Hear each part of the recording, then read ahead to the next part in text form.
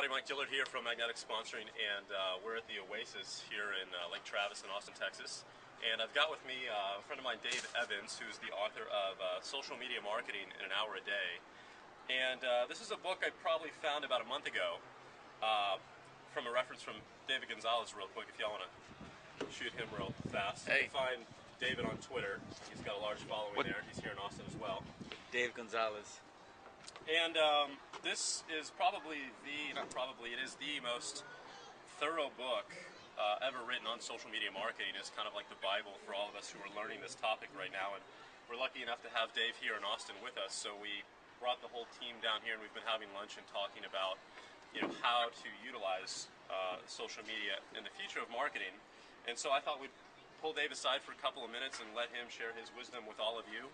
And I didn't want to waste this opportunity and not share it with everybody out there in the internet world. So, thanks for doing this, Dave. Appreciate it. Oh, yeah. And real quick, go to Amazon, pick up a copy of Dave's book immediately.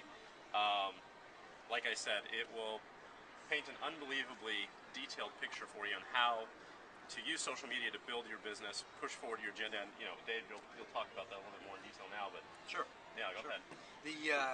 The book and the approach that I took to the book is a very practical, very hands-on book. There's actually 55 one-hour exercises in the book that walk you through looking at blogs, setting up a Twitter profile, the importance of a complete profile.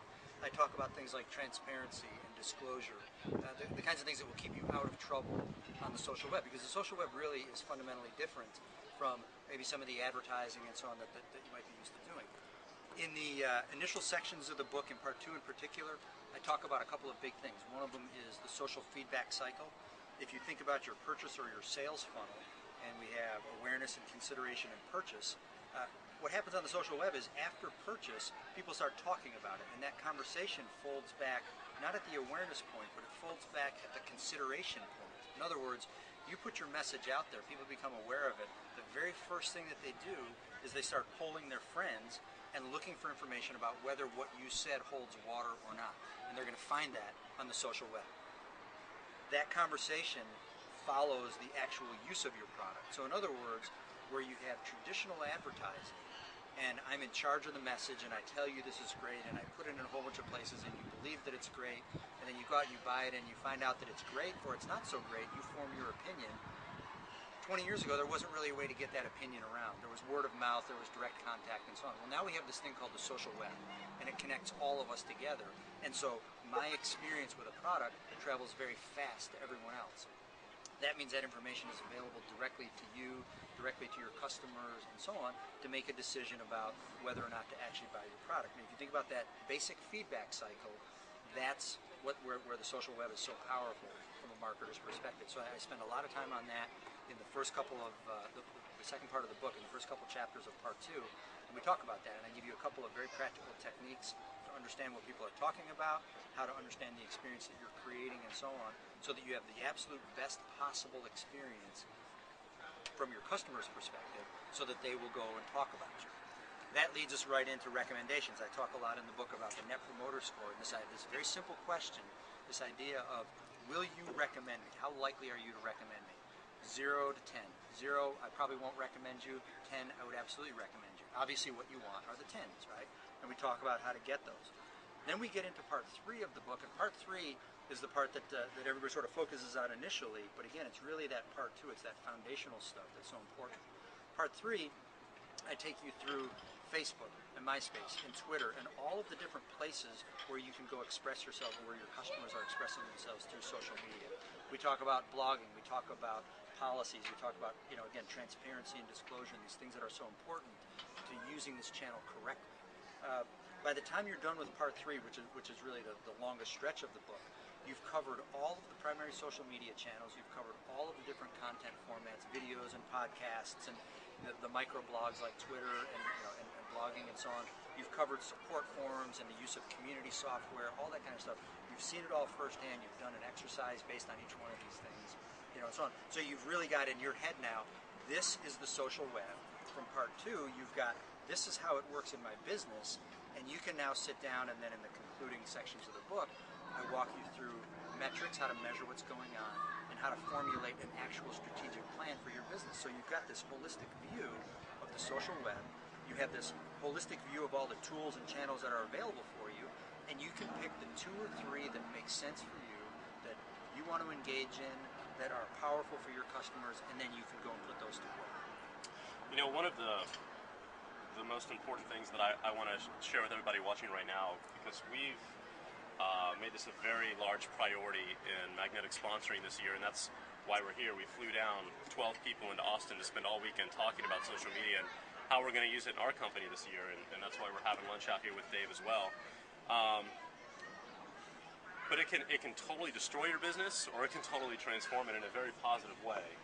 And the biggest mistake that I see home business owners in particular making is that they love the idea of social media, especially if they're just getting started, because it's free traffic, or at least there's the promise of free traffic, right? It doesn't cost any amount of money to get involved with Facebook or MySpace or Twitter, but they don't have a game plan when they start using this stuff, and they end up spending hours and hours a day making posts, posting videos, posting pictures, wishing everybody a happy birthday, and then expect that to build their business and turn into sales, turn into distributors, and it doesn't happen that way.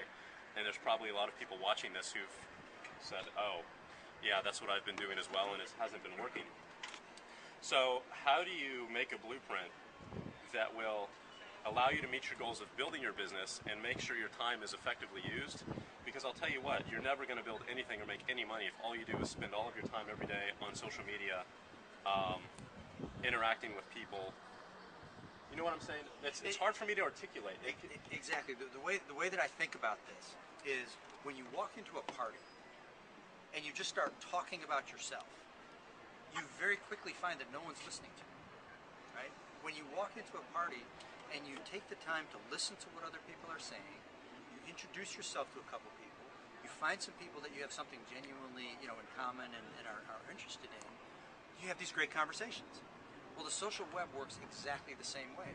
And when I see people, on Twitter, for example, I'll get a notice from somebody, Joe Smith is now following me.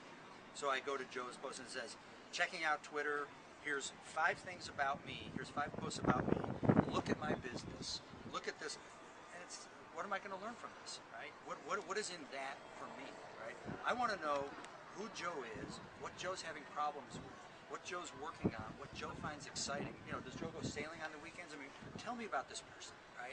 Let me learn from you, right? And so on. I want that engagement out of this conversation, not just I have 2 business opportunities, or I have this, or here's me, or I'm checking out Twitter, or it's like, again, go back to the walking into a party. How would you get people to pay attention to you? And you listen to other people, you genuinely engage, you find things that are interesting, and then you talk about those things. That will bring you the results that you're looking for when you take the social web and social media marketing techniques and apply those to all of the other things that you're doing to build your business. I mean, one of the things that goes without saying, just kind of to point it out, is this is one aspect of the overall operation of a business. You need a business plan, you've got to be running your business, there are all kinds of promotional tools that you can use and so on when you think about how I promote a business. Social media is one more piece of it. Social media-based marketing is one more piece of this. And it fits very naturally, and you think about that purchase funnel and the social feedback cycle and how those things fit together. You see where these conversations become so critically important. Yeah, and again, that's why I love this book so much, is because you leave a blueprint in place for everybody in the last section of the book on how to dominate social media for whatever niche you're in 1 hour a day.